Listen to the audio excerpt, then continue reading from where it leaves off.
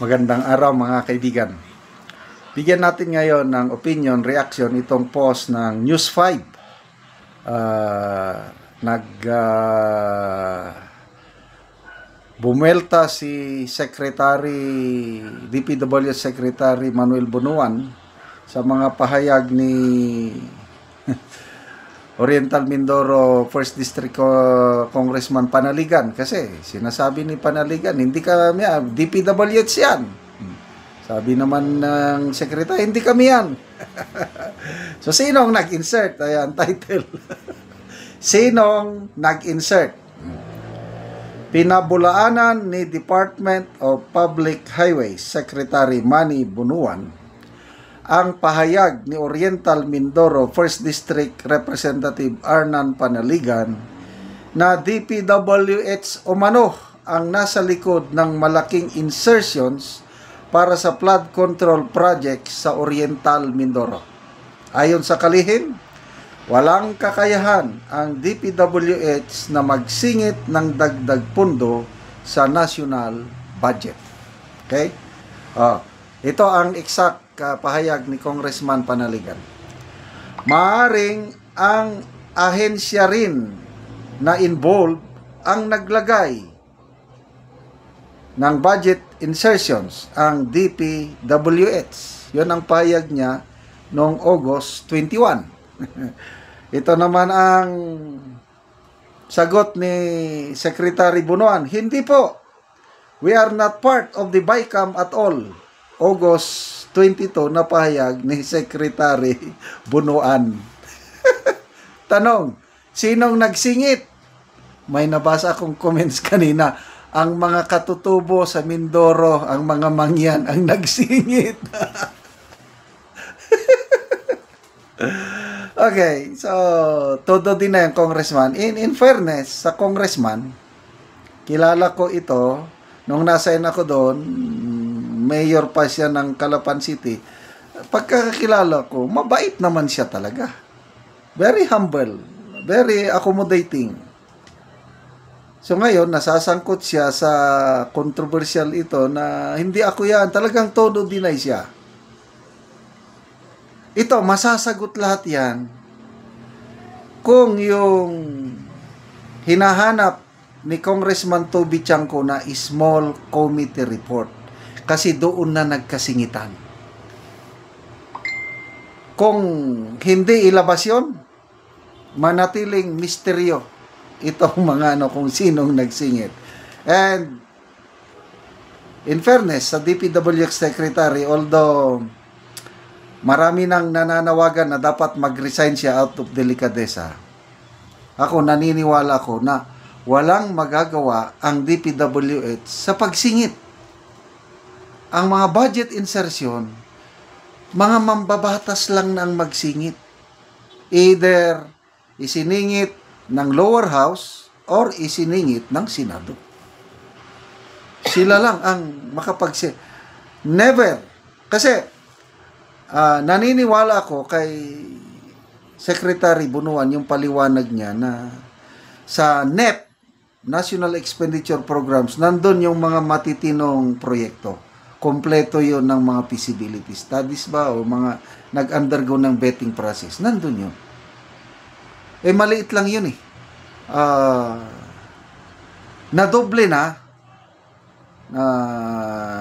Nadoble na nung nagkaroon ng insertion.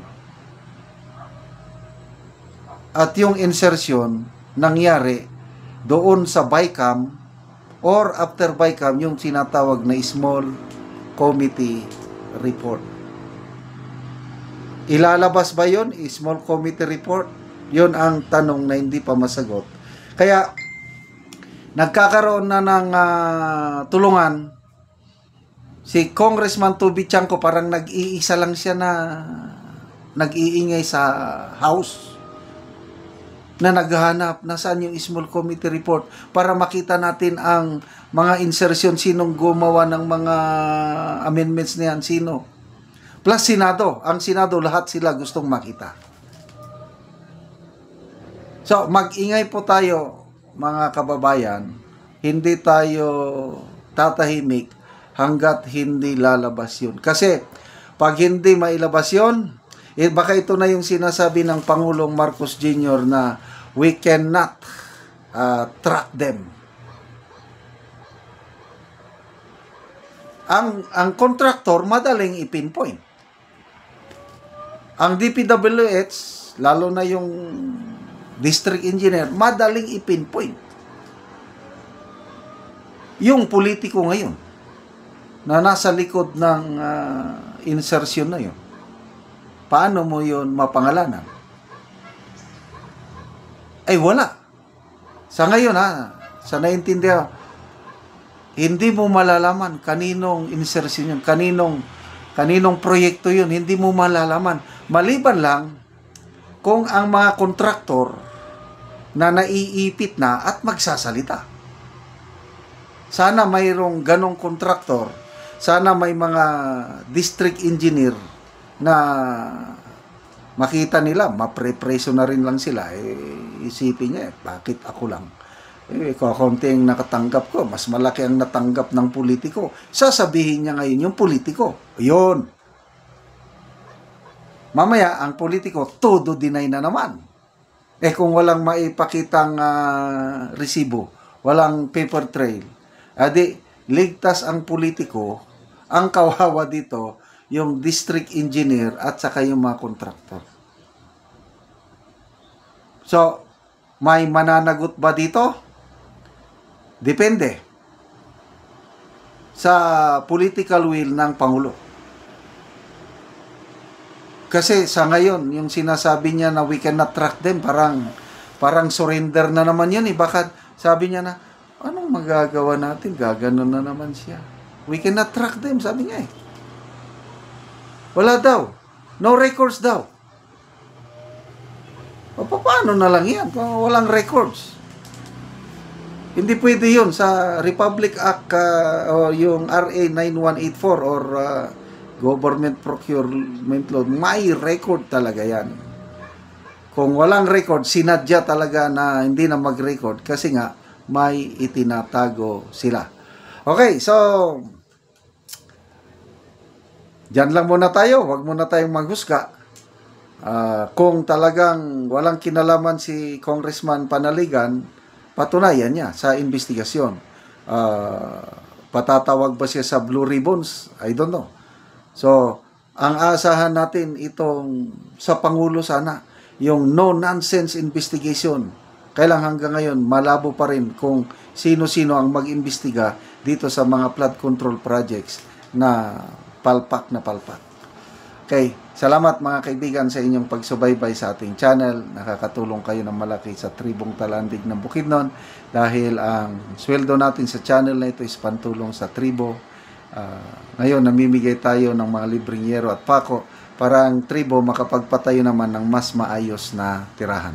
Panoorin niyo ang video na ito. Ano ang natabangan na maugsin? So mag-atop na yun niya karon.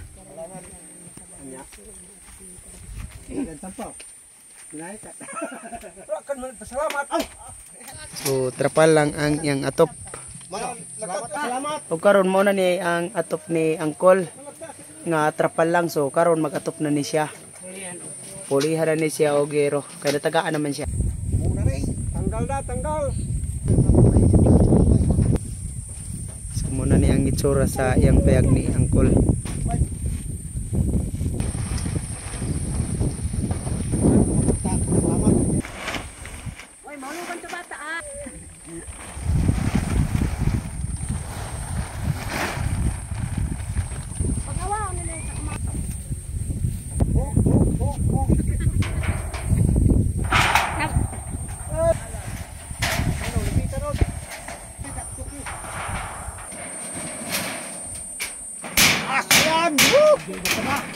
Karon naman na gid ang balay ni Angkol sa pag-atop, so nindot na gid siya nga tan-awon. Ako ga pasalamat yod sa una gid sa Ginoo. Salamat nga natagan na gid ko og sin nga ako nga maatop.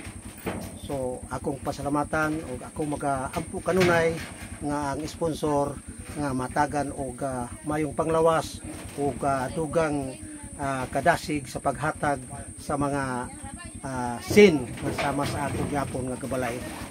Oo. Daghang salamat. So, dagan ka. Pila naman tukol ka kuan tong imong giatop nga trapal, pila na to siya kabulan? Wala pa nagbulan. Mm. Wala pa nagbulan pag-atop. So, mga duha ka semana. Mga duha ka semana. Oo, niabot na dahil ang sin. Oo, so dili na to siya mo lahutay. Dili mo hutay ka apit ka gani may kibagyuan napit na. Oo, sige, salamat kayo, Kol.